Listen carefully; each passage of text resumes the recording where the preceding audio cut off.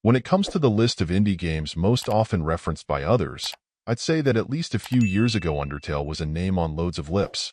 Beloved for its very different take on RPGs in terms of its unique minigame-style combat elements, the option to go full-on pacifist, and abundant charm.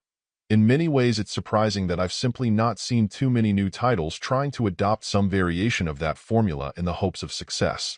At least when it comes to Athenian Rhapsody, I'll applaud very little to no attempts to be subtle. It's very clearly and somewhat proudly flying that same quirky flag, and for the most part it works out. The first thing you can expect here is to be best off throwing away your expectations of the game, adhering to pretty well anything traditional.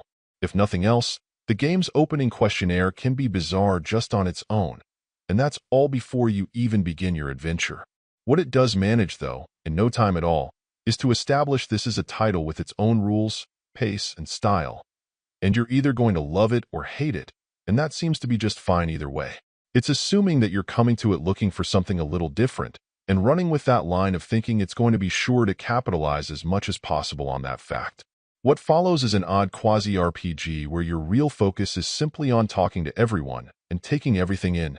This is a world overflowing with oddities, a mix of both high and more lowbrow humor, and more than a dollop of unpredictability, so your best bet is simply to be thorough, talk to everyone you can, and enjoy the ride that takes you on.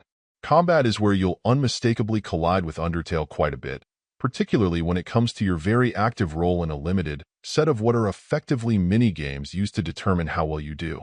As the game goes on, this fact absolutely steps up the challenge for people who want to be pacifists, the problem being that failing to physically defeat your enemies may gain you some gold, but that can pale in comparison to some good old experience points that non-pacifists will be able to more easily use on an ongoing basis to keep their stats improving as the experience wears on.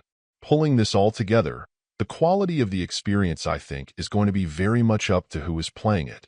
If you're looking for a somewhat more traditional turn-based RPG experience, this absolutely fights against that label being applied to it tooth and nail. If, instead, your goal is to tackle something odd, quirky, and consistently unpredictable, it may be a terrific option. Either way, there's no question that its inspirations aside, this is a pretty ambitious title with some high aspirations. Just understand that not everything may fully connect. Regardless, it's an experience that does manage to stand on its own.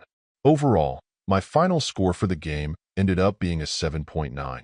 And if you're interested in picking it up, it's currently available on the Switch eShop for $14.99. Thank you for taking the time to listen to this review. And if you'd like more information or ideas of indie games worth checking out on Switch, be sure to click on the link provided in the description. Until next time.